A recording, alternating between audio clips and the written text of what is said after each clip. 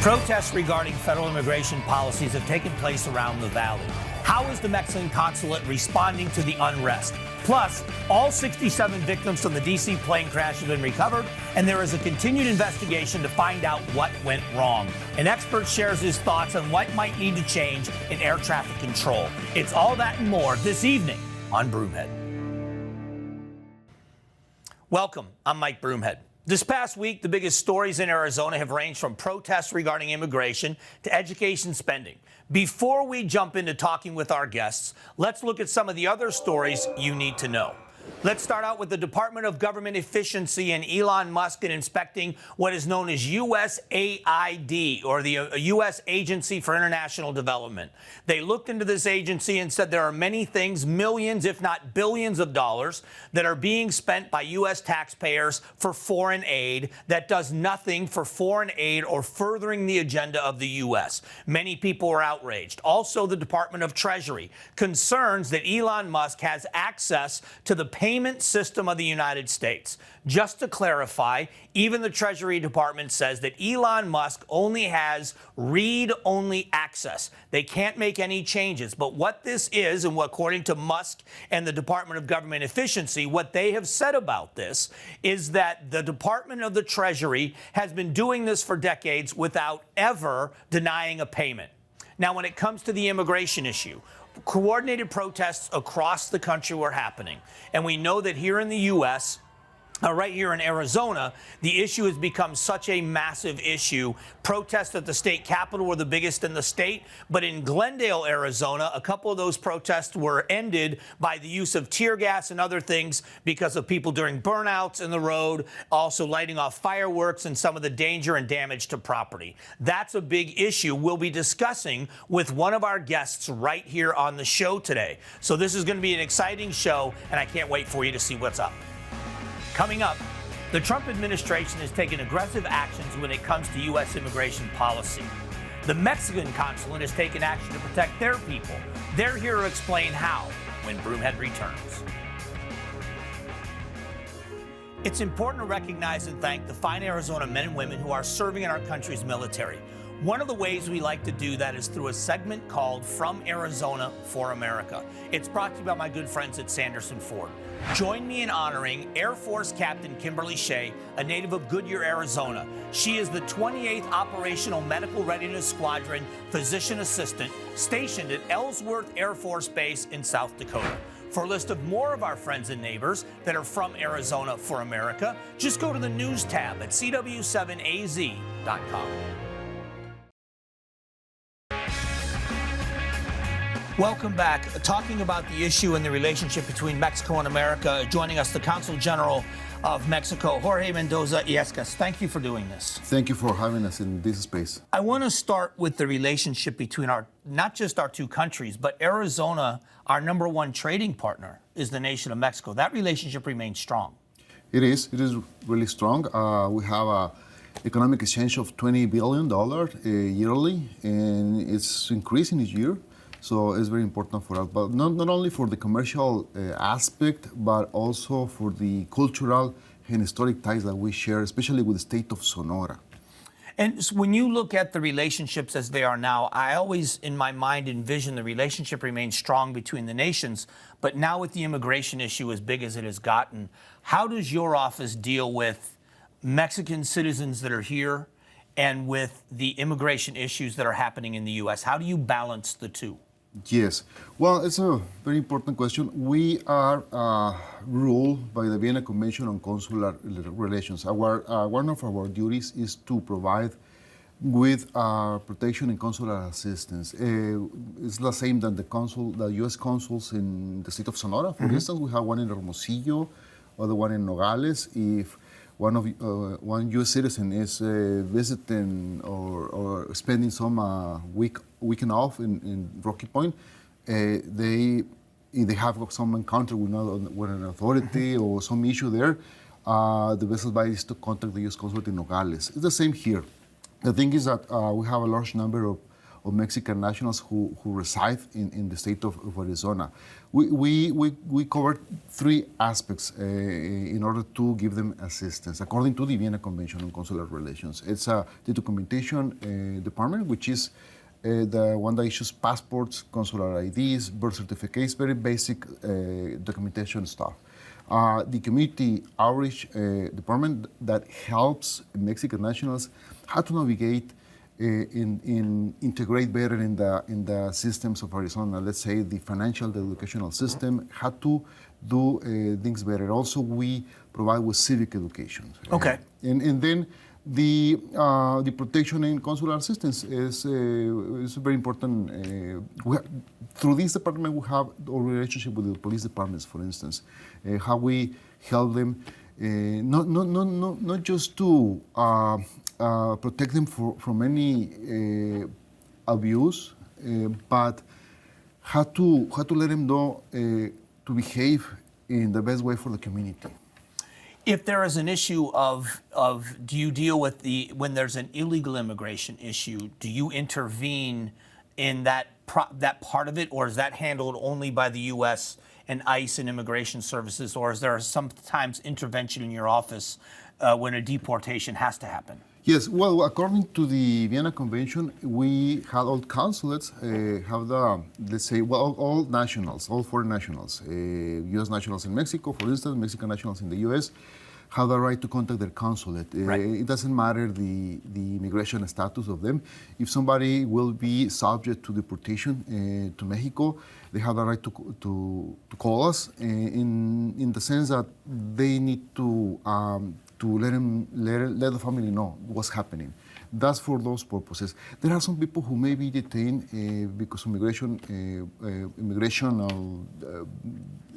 problems, but perhaps they may have some chance to go to immigration court. We let them know some legal aspects of the immigration systems, and sometimes we contact them with immigration lawyers.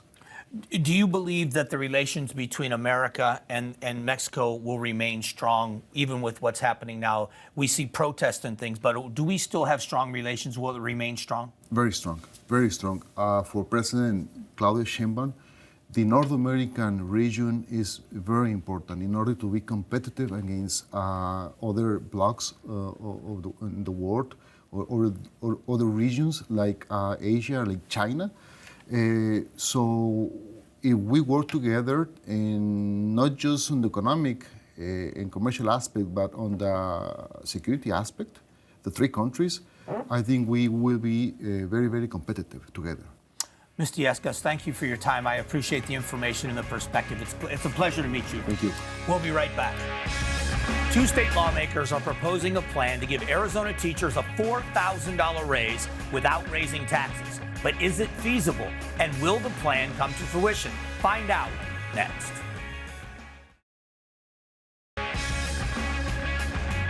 All right, all eyes have been on education here in Arizona, and teacher pay has been a big concern as a lot of teachers are leaving the profession. To address the issue, Republican representative in the state legislature, Matt Gress, thanks for doing this again. Good to be on here. Let's talk about the Republican plan, Prop 123. Can you explain what that is and what your plan would do moving forward? At this time of statehood, the federal government allocated over 9 million acres to the state of Arizona to put in trust for the benefit of 13 beneficiaries. The chief among them is K-12 schools. And so we sell this land, we lease it, and the proceeds go into a trust. And then we spend the interest off of that trust for these beneficiaries. In 2016, Governor Ducey brought forward a plan called Prop 123, which increased how much we paid out of the trust from 2.5% all the way to 6.9%. That generated over $300 million annually in new dollars for schools without raising taxes. Now, the value of the trust at that time was $5 billion. It's now worth nearly $9 billion today. So it didn't deplete the trust at all. The trust continued growing with these monies being sent to K-12 schools. That expires on June 30th of this year. Now, the legislature already has budget plans to backfill the loss of 123 if we did not renew it on July 1. What Republicans in the legislature are looking at is renewing Prop 123 and using those new dollars directly for teacher pay. And in the past, we know during the Ducey administration, working with the legislature, they were able to accommodate a 20% pay raise for teachers over a 3-year period, I believe it was. But some of the teachers didn't get that raise because it went into the districts and it was used for administrative costs. This would mandate that the money goes directly to the teachers. Exactly. And I was budget director at the time this all happened. We all remember Red for Ed, raising teacher pay was a top concern. And so the legislature acted. And then we find out that not all of the money went to the teachers. That's not what Arizonans want right now. And that is not good enough to address the biggest workforce challenge in K-12 education. And that is the lack of qualified classroom teachers at the front of every classroom. This bill mandates teacher pay raises. So the bureaucracy, the administration will have no other choice but to pay these teachers directly from the new proceeds from the land trust. So what are we talking about as far as an increase goes? Where will it put teachers in Arizona in comparison with the national average for salaries? Right now, the average teacher salary in Arizona is about $60,000. And that puts us at 32nd in terms of teacher pay. With our proposal, it would be a $4,200 increase in salary, bringing the average salary to $65,600 roughly, and that would put us at 20th. So we would be above the national average should this package go into place. And long term, do you believe that's, there are a couple of different issues we're hearing from the superintendent about teacher retention, but the big issue why teachers are leaving or not entering is pay. Is this the number you're hearing from educators that would bring people in and keep people in the profession? What I've heard is that this is a bold proposal. $4,200 is significant. It would make a huge difference. Now, there's still more work to do. We want to be at the top of the pack. We want to be the place where you can recruit and retain excellent teaching staff. Part of that is compensation, for sure. But there's also other elements about your workplace. They call it workplace hygiene. Do you feel respected? Do you feel supported in the classroom? Discipline has a lot to do with that. And we have legislation this session to help ensure that the teacher and the administrator are on the same page when it comes to disciplining children. So there needs to be order in a school in order for the teacher to do his or her job and to allow the kids to be able to learn. But pay will go a long way. Representative Gress, I appreciate the time as always and the explanation, and I'm hoping this passes and we can get these teachers paid, and I appreciate your work. Thank you for having me on. All right, we'll be right back. After the tragic crash in Washington, D.C., will there be any change to how the FAA manages air traffic control? We're getting an expert's opinion when Broomhead returns. Here's a look at some upcoming events that should be on your radar. First up, it's the Arizona Strong Beer Festival happening on February 15th, starting at 11:30 a.m. The festival will take place at Salt River Fields at Talking Stick. It's a 21 and older event. Then, spring training season is almost here in Arizona. The 2025 Cactus League season kicks off on February 20th and runs until March 25th. Games will be played at one of 10 baseball stadiums in the greater Phoenix area.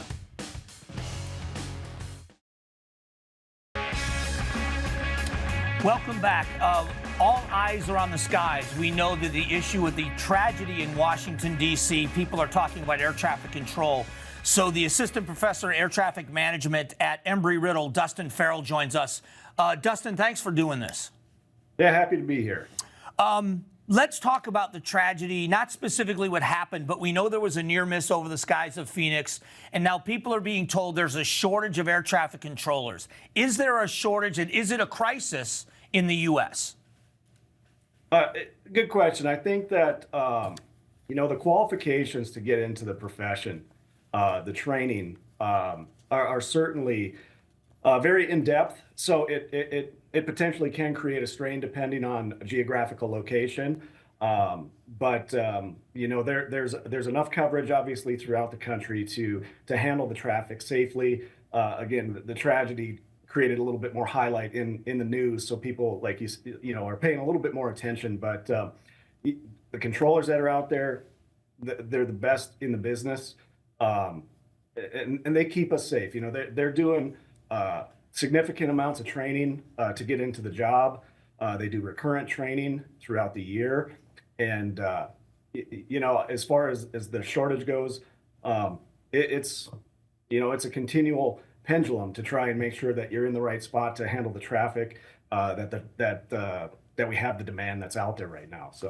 So when you talk about that they are the best trained in the business, that was the expectation. I think we need that very high standard. What is the time frame from someone that enters to a school like yours to where they're qualified to be an air traffic controller? What's that time frame? It depends. Certainly depends on the facility that a controller goes to. We have our controllers that are in the air traffic control towers that are located around, you know, some of our busiest airports or the busier airports, and then we have our en route and radar controllers. Those training requirements are a little bit different just because of the makeup of the airspace, the traffic that they're handling, et cetera. So from a time that for example, a student that would go to Embry-Riddle would go through a 4-year degree, they would graduate and go on to the FAA Academy.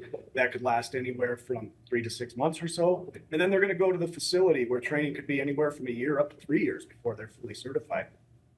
One of the things the media has been reporting about what happened in D.C., they talked about equipment being antiquated at that airport.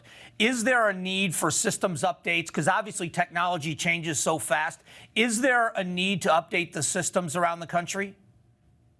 I think some of that will come out in the investigation from the accident out in Washington, D.C., but the equipment that's utilized throughout the country continually gets a refresh.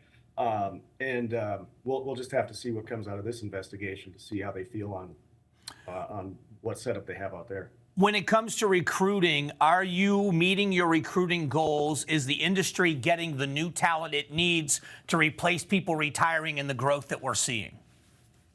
So at our university, our enrollment in the air traffic program is increasing year over year. We have majors that are going that want to go to the academy. They want to go be air traffic controllers. And a lot of our students are picking up a minor degree in air traffic control. So we have a year over year growth, at least out here in Prescott, of students that are becoming interested in the field. You know, we have a great program here. And I think, you know, the talent that we have coming out of our school are going to be well equipped and well prepared. Do you use tragedies like this or the near misses we saw in Phoenix? Is that used in part of the training with students you have at your school? It's, you know, it's not something that we get to talk about a lot because it doesn't happen. It's too rare. Often. So I was meeting with students the other day and talking about, you know, it's not too often that we get to talk real time about something like this and get to have that firsthand knowledge of how the process works, how the investigations dig into the root cause analysis, and how new changes are implemented to ensure that things like this don't happen again. Dustin, I have to say thank you. We appreciate the information. All eyes are on this industry, and instead of speculating, we want to go to an expert, and we appreciate your expertise and your time. Yeah, no problem. Appreciate you having me. Thank you. Good to hear from the experts on any topic, but especially this one, keeping the skies safe. We'll be back.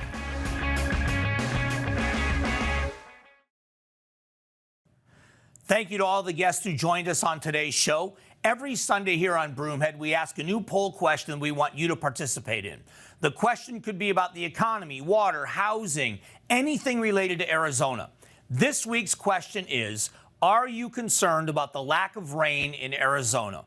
All you have to do is head over to cw7az.com/Broomhead to respond to the poll question.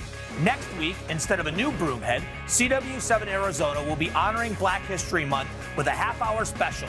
Tune in for heartwarming stories and learn about some incredible individuals. It all starts at 5 p.m. next Sunday. Thank you for joining us this week on Broomhead. We'll see you back here on February 23rd.